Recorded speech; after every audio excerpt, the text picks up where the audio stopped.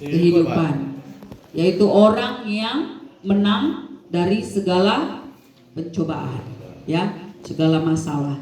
Hari ini kita mau belajar mahkota yang kedua. Kita buka 1 Korintus 9 ayat 24 sampai ayat yang ke-27.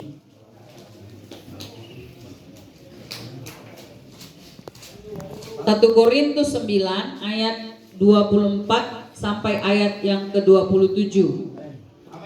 Kita baca secara bergantian, saya 24, Bapak Ibu yang dikasihi Tuhan boleh membaca ayat yang ke-25 dan begitu kita bergantian. Sudah dapat semuanya, amin? Tidak tahukah kamu bahwa dalam gelanggang pertandingan semua peserta turut berlari, tetapi bahwa hanya satu orang saja yang mendapat hadiah. Karena itu, larilah begitu rupa sehingga kamu memperolehnya. Tiap-tiap orang yang turut mengambil bagian dalam pertandingan menguasai dirinya dalam segala hal. Mereka berbuat demikian untuk memperoleh suatu mahkota yang fana, tetapi kita memperoleh suatu mahkota yang abadi. Sebab itu aku tidak berlari tanpa tujuan, dan aku bukan petinju yang sembarangan saja memukul. Tetapi aku melatih tubuhku dan menguasainya seluruhnya, supaya sesudah memberitakan Injil kepada orang lain, jangan aku sendiri tolak. Amin. Mahkota yang kedua dikatakan di sini adalah mahkota abadi. Mahkota yang abadi. Saudara yang kekasih, apa yang harus kita lakukan untuk kita dapat mendapatkan mahkota abadi yang daripada Tuhan? Orang-orang yang sudah diselamatkan oleh Tuhan. Di ayat yang 24 dikatakan, tidak tahukah kamu bahwa dalam gelanggang pertandingan semua peserta turut berlari, tetapi bahwa hanya satu orang saja yang mendapat hadiah. Karena itu larilah begitu rupa sehingga kamu memperolehnya. Paulus mengumpamakan dalam kehidupan ini kita sedang bertanding untuk memperoleh mahkota itu. Semua kita ini sedang bertanding, seorang pelari yang sedang bertanding. Dia mengumpamakan kita berada di dalam gelanggang olahraga. Dia mengumpamakan bertanding lari, bertanding tinju, ya kan? Dia katakan yang mendapat mahkota itu adalah hanya satu. Lalu Paulus mengatakan berlarilah dengan sedemikian rupa. Jadi yang pertama yang harus dilakukan oleh kita, orang-orang yang sudah diselamatkan oleh Tuhan, supaya kita memperoleh mahkota abadi tersebut, kita harus berusaha dengan semaksimal mungkin. Pernah menonton perlombaan lari ya? Adakah yang berlari itu, yang sedang berlomba itu bersantai-santai larinya? Enggak lah. Atau seperti orang berjoget-joget di jalan itu? Enggak ya? Dia mengerahkan tenaganya untuk berlari kan? Mengerahkan seluruh daya upayanya untuk berlari supaya dia sampai duluan pertama sekali di garis finish. Dia tidak memperdulikan orang di kanan kirinya. Banyak sorakan di kanan kiri. Yo, lari, lari, lari, katanya.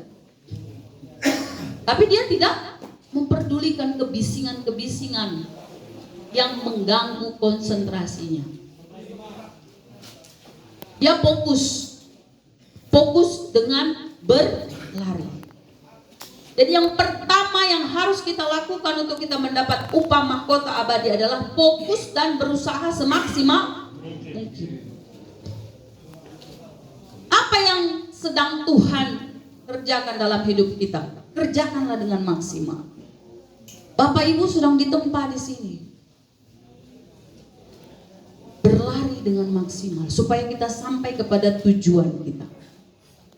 Berusaha dengan maksimal.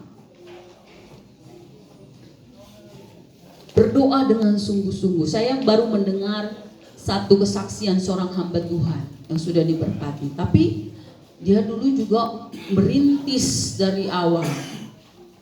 Kesaksiannya itu waktu dia pertama-tama melayani Tuhan, dia harus jualan sayur pagi-pagi.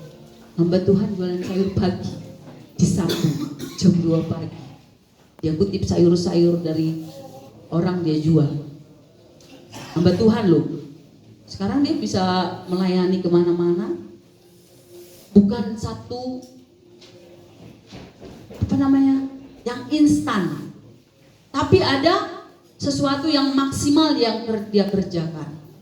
Mereka bergumul, berdoa bersama setiap hari, setiap pagi,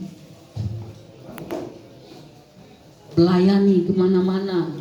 Dia nggak minta-minta sama orang supaya dibantu pelayanannya, enggak. Dia kerjakan dengan maksimal. Sama seperti Paulus. Paulus juga melayani nggak minta-minta dia. Dia bekerja sebagai tukang kemah.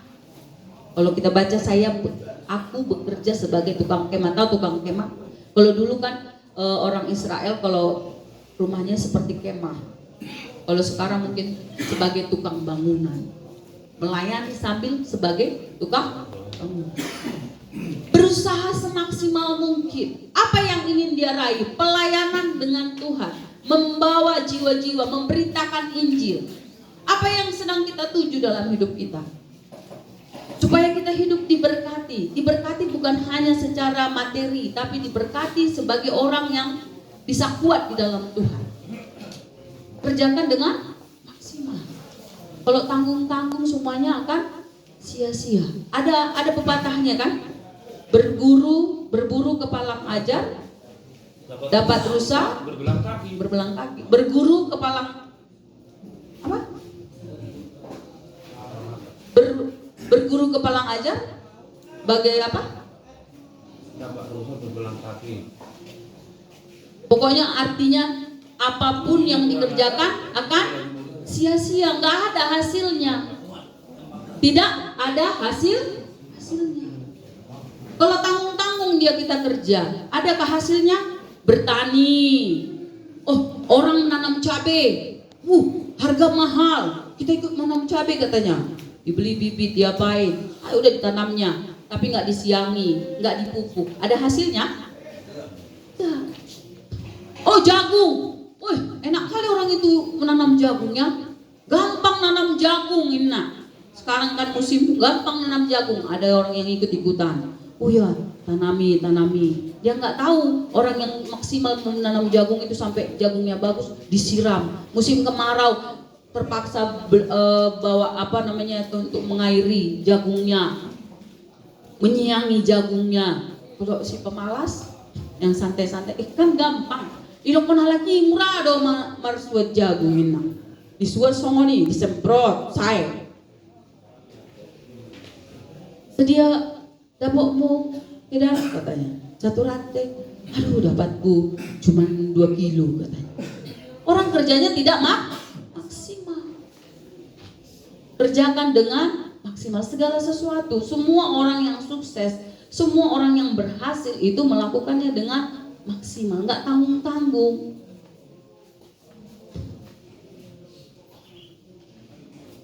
Tidak tanggung-tanggung.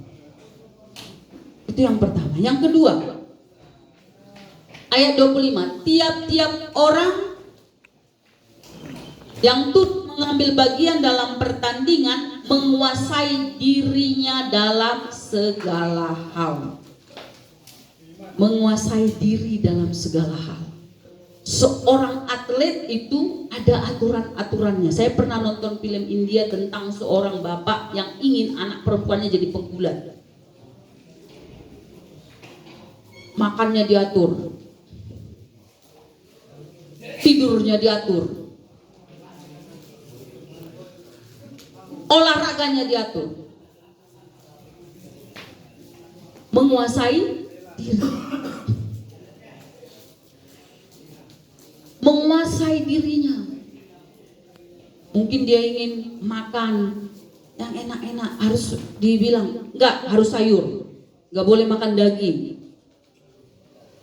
supaya badanmu bisa berbentuk. Makan yang manis-manis gak boleh. Makan daging pun harus yang sudah hanya dipanggang tanpa garam. Aduh, gak enak ya. Tapi bisa menguasai diri, keinginan untuk makan. Seorang atlet itu harus bisa menguasai diri. Kita ini atlet di hadapan Tuhan. Kita ini sedang ingin meraih satu tujuan, yaitu mahkota abadi tadi. Kuasai dirimu. Apa keinginan matamu di sini? Apa keinginan hatimu? Banyak ya.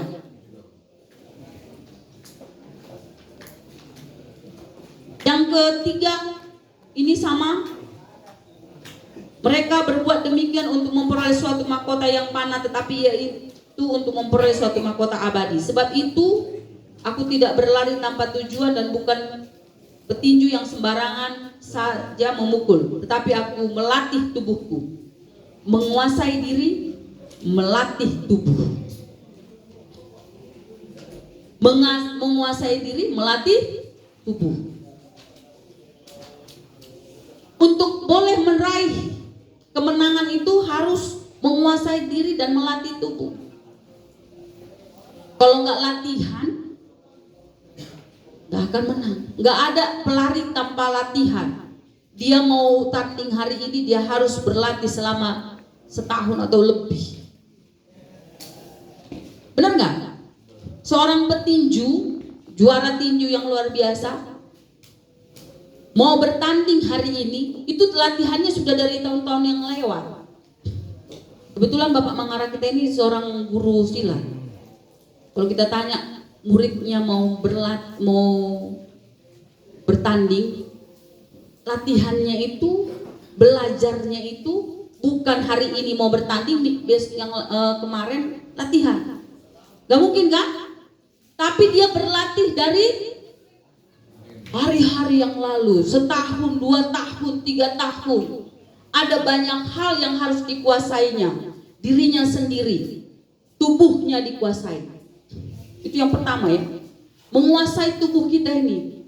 Keinginan mulut, keinginan hati, keinginan pikiran harus kita kuasai. Orang bisa tidak merokok kalau bisa menguasai diri dan melatih diri. Bisa nggak? Bisa. Jangan bilang nggak bisa aku lepaskan rokok ini katanya. Bisa. Kalau bisa menguasai diri.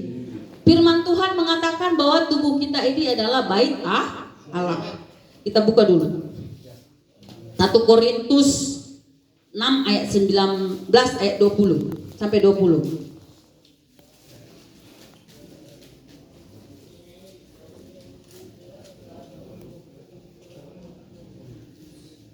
Kita baca sama-sama. Atau tidak tahukah kamu bahwa tubuhmu adalah bait Roh Kudus yang diam di dalam kamu, Roh Kudus yang kamu peroleh dari Allah, dan bahwa kamu bukan milik kamu sendiri, sebab kamu bukan telah dibeli dan harganya telah lunas dibayar. Karena itu muliakan Allah dengan tubuhmu. Kalau kita ingat itu, ini sudah dilunas dibayar oleh Tuhan, dan tubuh kita ini adalah milik Allah. Kita harusnya menjaga tubuh kita ini untuk tidak melakukan dosa. Mungkin dulu suka nonton film-film porno. Ya.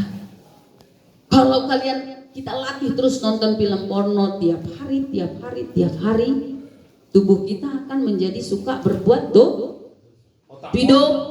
pedofilia itu karena apa? Karena suka nonton film porno. Orang yang memperkosa orang lain itu kenapa? Karena suka nonton film porno. Pikirannya dikuasai dengan hal-hal yang porno. Kalau kita sadar tubuh kita ini milik Kristus, waktu muncul di HP, kita pasti bilang, aduh, Tuhan aku milik. Awalnya susah. Waktu muncul lagi, aduh, Kutengoklah. Oh iya, menguasai melatih diri. Percaya saudara, kalau kita sudah melatih diri dan menguasai diri, minta kuasa dari Tuhan, pertolongan dari Tuhan. Waktu Anda lihat itu lagi, lama-lama, bukan Anda ingin lagi, tapi Anda akan merasa jijik. Apa ya? Itu nggak dibuat-buat. Rasa jijik itu bukan karena sok-sokan kau, enggak, karena kita sudah belajar menguasai diri dan melatih diri. Bukan dibuat-buat itu, saudara. Ada orang kena narkoba, mungkin mau lepas, gak bisa aku lepas, adiktifnya sudah di kepalaku, udah di darahku, gimana ini? Keluar dari penjara masuk lagi, keluar dari lapas masuk lagi, gak bisa. Karena tidak bisa menguasai diri dan tidak bisa melatih diri. Kalau kita sudah mau lepas, saya orang berdosa, Bapak ini orang berdosa, semua kami orang berdosa juga. Tapi belajar menguasai diri. Kalau semua mau kita ambil, mau semua kita makan, semua mau kita masukkan ke badan kita, ya rasakan sendiri racunnya kan. Kita sudah diselamatkan, bukan berarti kita bebas melakukan kesalahan. Apa kata firman Tuhan? Tiap-tiap orang mengambil bagian dalam pertandingan, menguasai diri, dan ayat yang ke-26. Sebab itu aku telah berlari tidak berlari tanpa tujuan, dan aku bukan petinju yang sembarangan saja memukul. Seorang atlet melakukan jurusnya, larinya, tinjunya bukan sembarangan, ada tujuannya. Kalau diginikan harus begini, supaya jangan kena badan harus begini. Ada tuh tujuan. Tujuan kita apa? Makanya waktu anak sekolah SD ditanya gurunya, apa cita-citamu Bu? Anak-anak katanya. Tentara Bu. Jadi tentara Bu, jadi dokter Bu, jadi guru Bu. Ada tuh tujuan. Tapi ada anak, nggak tahu aku Bu mau ngapain.